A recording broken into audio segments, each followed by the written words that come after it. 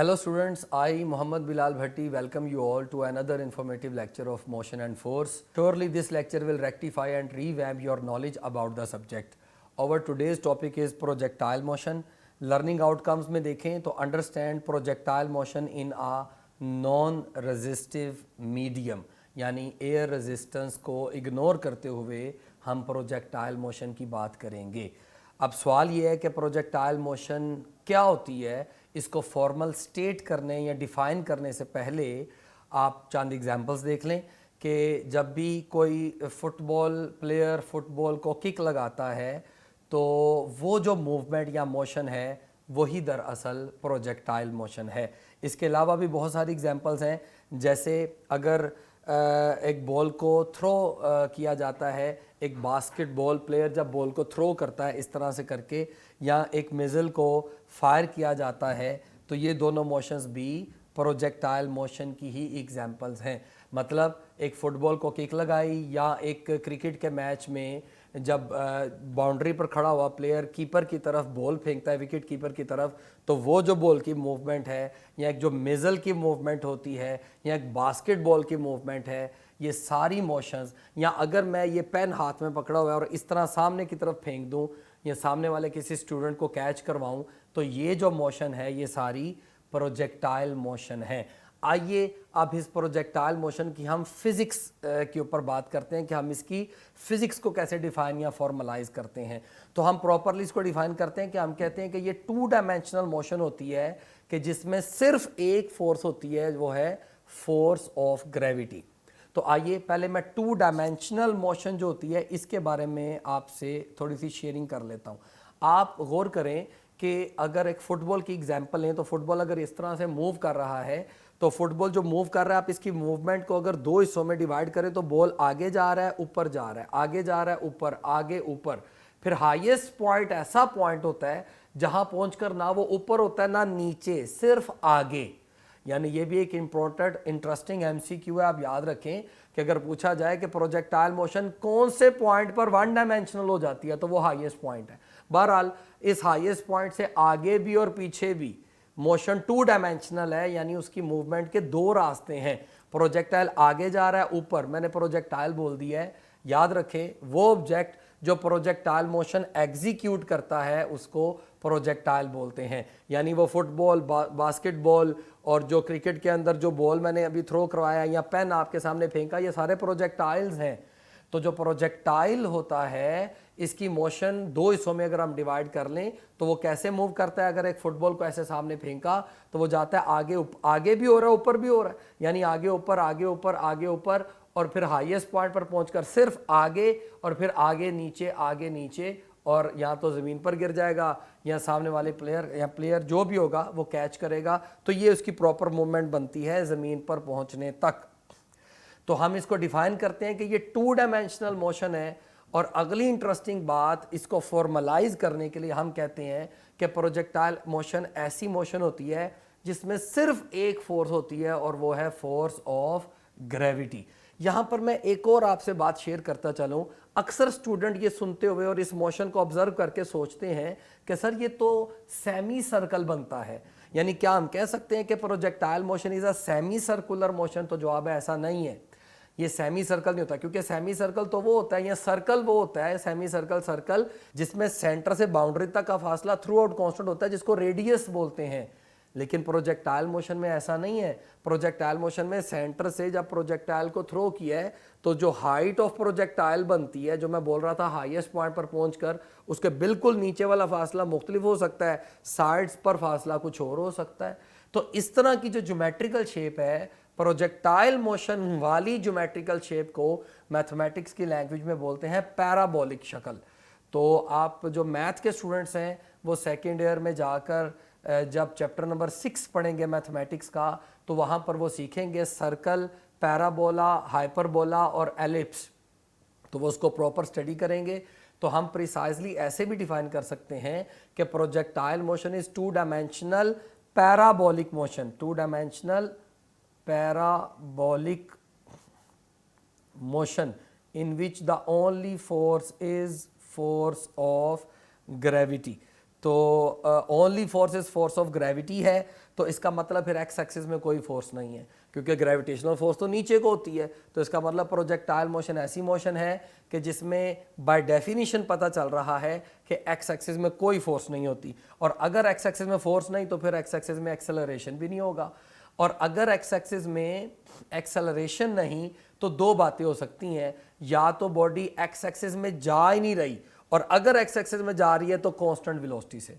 फिर सुनिए, अगर हम ये बोल रहे हैं कि प्रोजेक्टाइल मोशन ऐसी मोशन है जिसमें सिर्फ एक फोर्स होती है और वो है फोर्स ऑफ ग्रेविटी, तो इसका मतलब एक्स एक्सिस में कोई फोर्स नहीं है। और अगर एक्स एक्सिस में फोर्स नहीं तो इसका मतलब एक्स एक्सिस में एक्सेलरेशन भी नहीं होगा, क्योंकि फोर्स इक्वल होती है एम ए।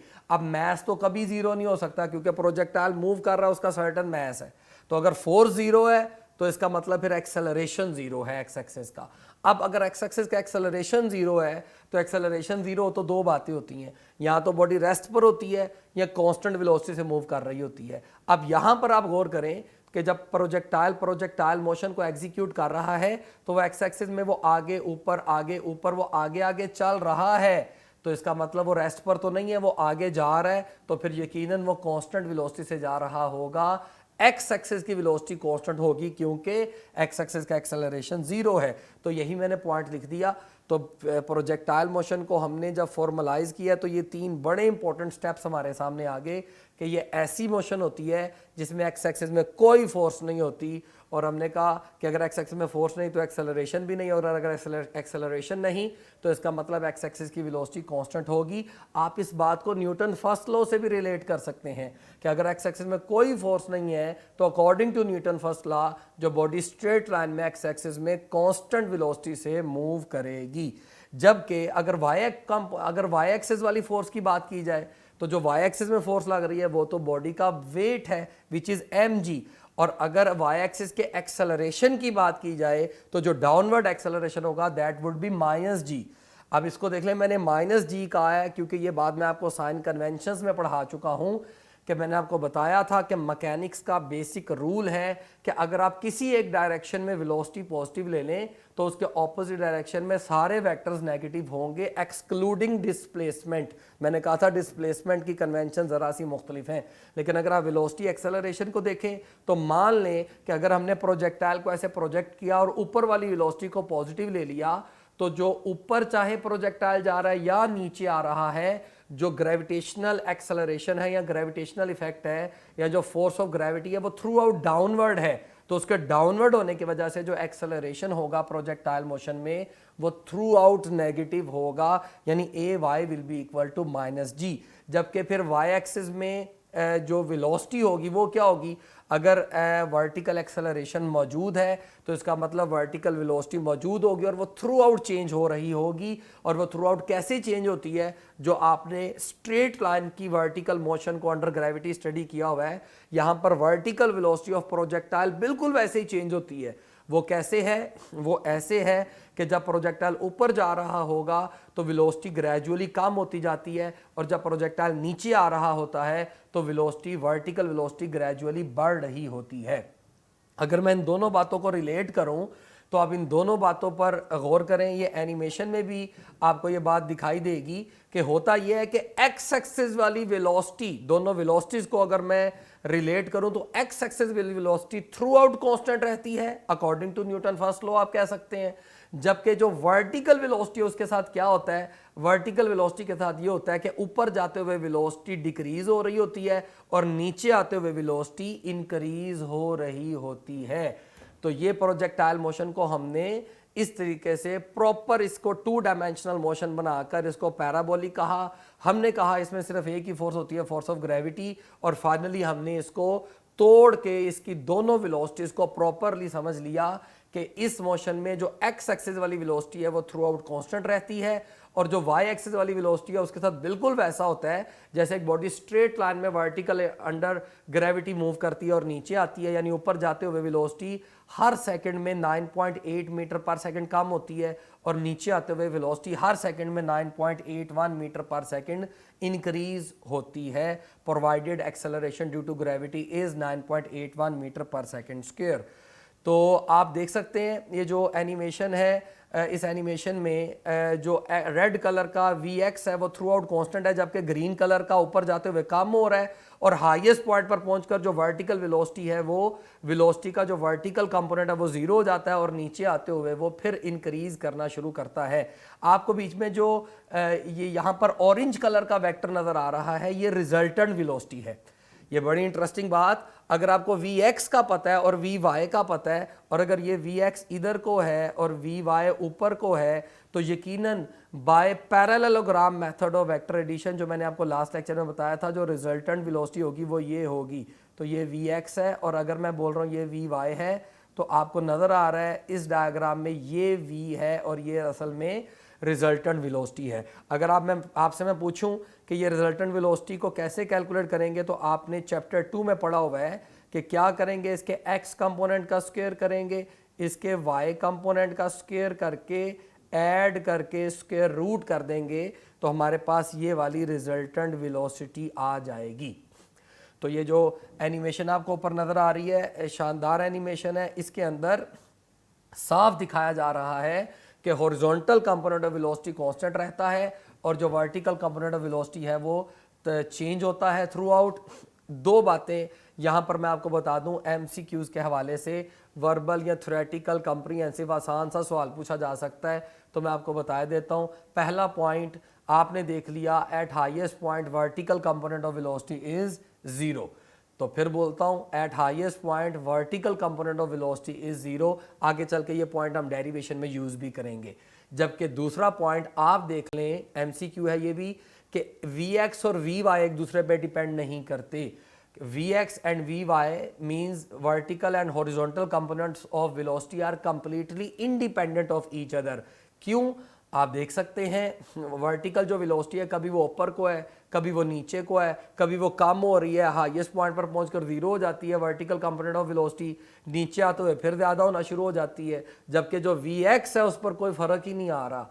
तो इसका मतलब अगर तो Vy के बदलने से Vx ज़रा सा बदलता तो हम बोलते ही एक दूसरे पे डिपेंड करते हैं, लेकिन रत्ती भर तब्दीली नहीं आ रही। इसका मतलब ये दोनों वेलोसिटीज़ एक दूसरे पर बिल्कुल डिपेंड नहीं करती, यानी Vx and Vy are independent of each other.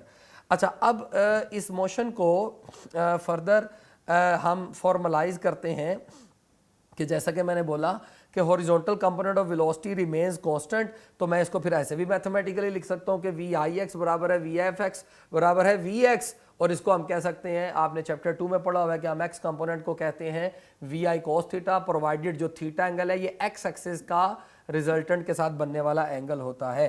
तो through out horizontal velocity constant है, तो हमने उसको कह दिया कि इनिशियली भी x कंपोनेंट, फाइनली भी, और किसी भी रास्ते में भी जो x कंपोनेंट ऑफ वेलोसिटी है वो कांस्टेंट रहता है। और इसको कैलकुलेट करने का तरीका है कि हम Vi cos थीटा कैलकुलेट करें, यानी जो इनिशियल जिस वेलोसिटी से प्रोजेक्टाइल को प्रोजेक्ट किया होगा, जिस एंगल पर प्रोजेक्ट किया होगा, उस एंगल का कोसाइन फंक्शन कैलकुलेट करें और Vi से मल्टीप्लाई कर दें, यानी Vi times cos theta gives horizontal component of velocity which remains constant.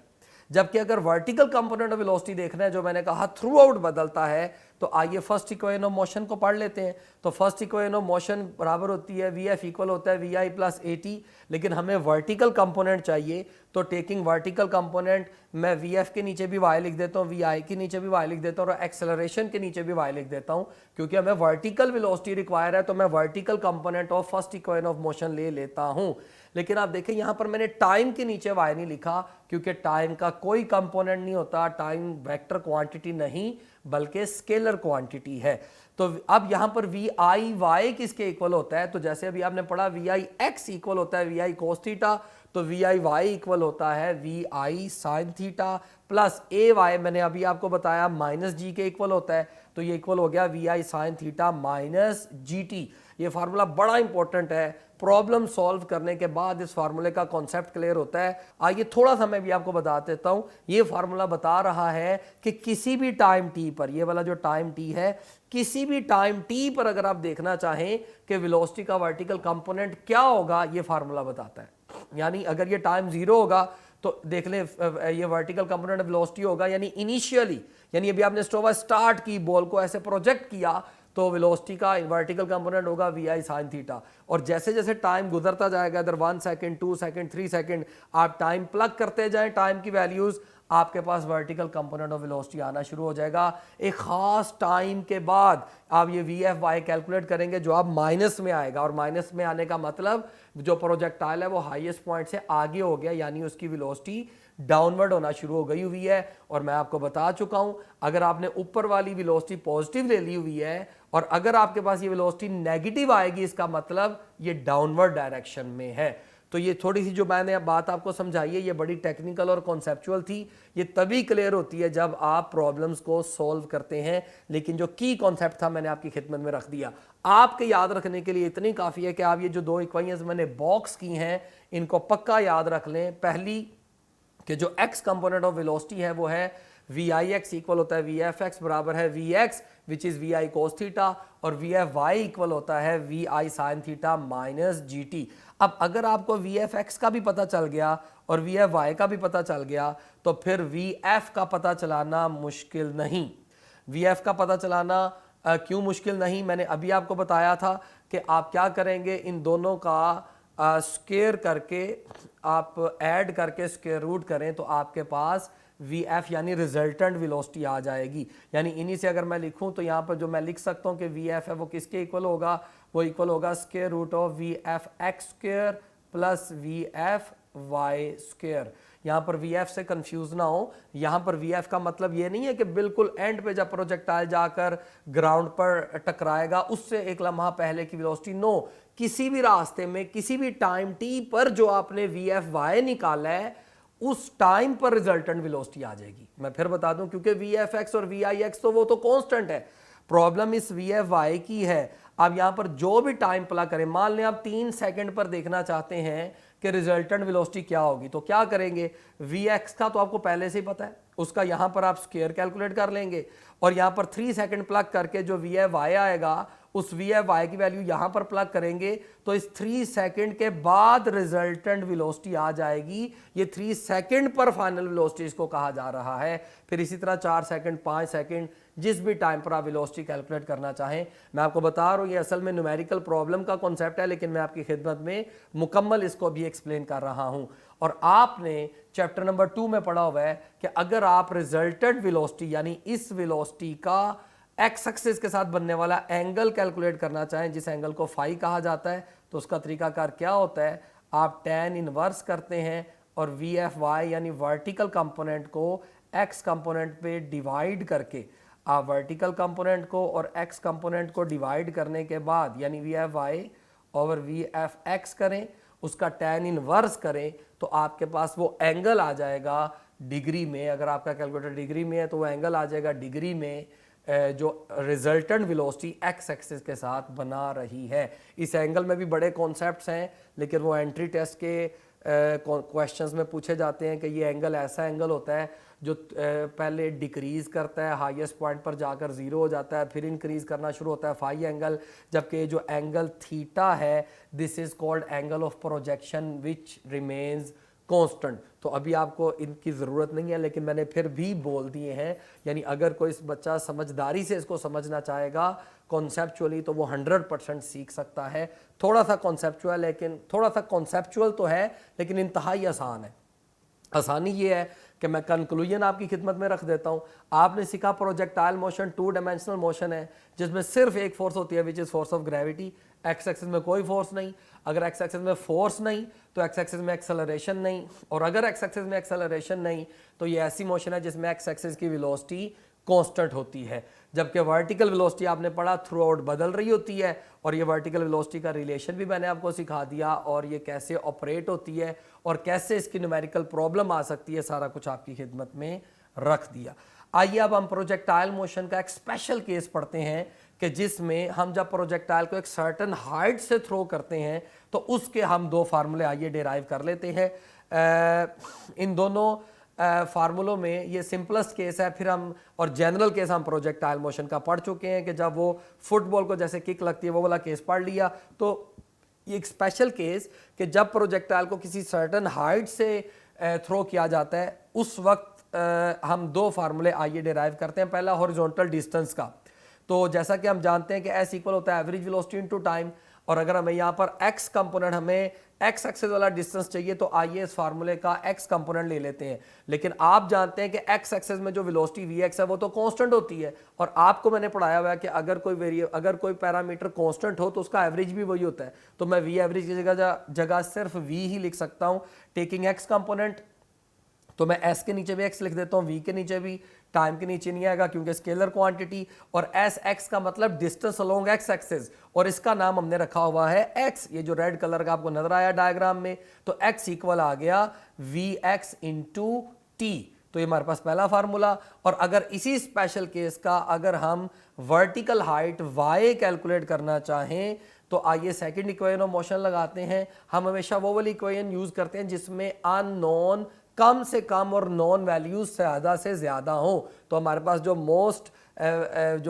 यहाँ पर जो हमारे पास मोस्ट सूटेबल इक्वेशन आती है वो सेकंड इक्वेशन ऑफ मोशन है, क्योंकि सेकंड इक्वेशन ऑफ मोशन में जब हमें चूंकि वर्टिकल डिस्टेंस चाहिए, तो इसमें मैं पूरे तमाम वेरिएबल्स के नीचे जो वेक्टर वेरिएबल्स हैं उनके नीचे वाई लिख देता हूँ, टेकिंग वर्टिकल कंपोनेंट। तो एस वाई इक्वल आ गया v i y into t plus half a y into t square. तो अब यहाँ पर सेकंड इक्वेशन लेने का यही फायदा हुआ कि हम जानते हैं कि हाईएस्ट पॉइंट पर जो वर्टिकल कंपोनेंट ऑफ वेलोसिटी है ये जीरो होता है। तो ये हमें पहले से पता था, तो नॉन वैल्यू ज्यादा थी, तो मैंने बोला नॉन वैल्यू ज्यादा से ज्यादा हो, अननोन कम से कम हो, हम वो वाली इक्वेशन यूज करते हैं, इसलिए हमने सेकंड इक्वेशन यूज की। तो अगर मैं वी आई वाई की जगह जीरो प्लग कर दूं, तो हमारे पास रिलेशन बनता है y is equal to half g t square. यहाँ पर दो बातें अहम सीखने वाली। यहाँ पर पहली बात कि एस वाई का मतलब distance along y axis, v i y की जगह जीरो आ जाएगा, और तो हमारे पास बच जाएगा y is equal to zero plus half g t square. अब यहाँ पर आप गौर करें, मैंने ए वाई की जगह माइनस जी नहीं लिखा, क्यों? क्योंकि वही साइन कन्वेंशंस मैंने आपको बताई थी कि अगर किसी ऊपर की डायरेक्शन में मैं कोई एक वेक्टर पॉजिटिव मानूंगा तो डाउनवर्ड नेगेटिव होगा। अब ये जो स्पेशल केस आपके सामने है, आप चेक कर लें, इसमें तो ऊपर वाली डायरेक्शन में कोई वेक्टर मौजूद ही नहीं है। जब प्रोजेक्टाइल को ऐसे थ्रो किया और वो ऐसे सीधा नीचे को आ रहा है, तो इसकी सिर्फ डाउनवर्ड वेलोसिटी है, तो हम उसको भी पॉजिटिव मान लेंगे, और जो डाउनवर्ड एक्सेलरेशन, जो कि acceleration due to gravity small g है, उसको भी पॉजिटिव मानेंगे। तो स्पेशल केस में ऊपर को कोई वेक्टर ही नहीं, सारे वेक्टर्स डाउनवर्ड हैं, और हम उनको इसीलिए पॉजिटिव ही कंसीडर करते हैं। तो तभी फिर मैंने इस ए वाई की जगह यहाँ पर प्लस जी प्लग किया, तो हमारे पास जो दूसरा फार्मूला आया वो आया हाफ जी टी स्क्र। तो दो फार्मूले हमारे सामने आ गए। पहला कि x इक्वल होता है वी एक्स इंटू टी, यानी अगर आप मुझे ये बता दें कि प्रोजेक्टाइल को किस वेलोसिटी से हॉरिजॉन्टली थ्रो किया, ऐसे प्रोजेक्टाइल को थ्रो किया किस वेलोसिटी से, और कितने टाइम के बाद वो जमीन पर पहुंचा, इनको मल्टीप्लाई करेंगे तो वो कितनी दूर जाके गिरेगा ये आ जाएगा, और वो कितने टाइम के बाद जमीन पर प्रोजेक्टाइल कितने टाइम के बाद जमीन पर पहुंचा, आप मुझे सिर्फ वो टाइम बता दे, उस टाइम का स्क्वायर करेंगे, उसको 9.81 से मल्टीप्लाई करेंगे, जो जवाब आएगा उसको 2 पे डिवाइड करें, तो हमारे पास वो कितनी हाइट से फेंका गया है, वो वर्टिकल हाइट या डिस्टेंस आ जाएगा। तो इसके बाद डियर स्टूडेंट्स, प्रोजेक्टाइल मोशन के एक इसी स्पेशल केस की असाइनमेंट मैंने आपकी खिदमत में रखी है कि वर्टिकल हाइट 2 मीटर से एक साइकिलिस्ट ने छलांग लगाई है, जंप किया है, और वह 6 मीटर दूर जाकर गिरा है, और क्वेश्चन में पूछा जा रहा है कि बताइए उसकी हॉरिजॉन्टल वेलोसिटी क्या होगी। 4 ऑप्शंस आपके सामने हैं। मुझे बड़ी उम्मीद है कि आपने अगर ये जो अभी इससे पिछली स्लाइड मैंने आपको समझाई है, अगर वो फार्मूले गौर से देखे हैं, तो ये आप क्वेश्चन बड़ी आसानी से कर सकते हैं। आज इसको यहीं पर कंक्लूड करता हूं। इंशाल्लाह नेक्स्ट लेक्चर में हम एक स्पेशल जो general case of projectile motion थी, उस जनरल केस में time of flight, height of projectile और रेंज ऑफ प्रोजेक्टाइल के फार्मूलों को डिराइव करेंगे। तब तक के लिए अल्लाह निगहबान।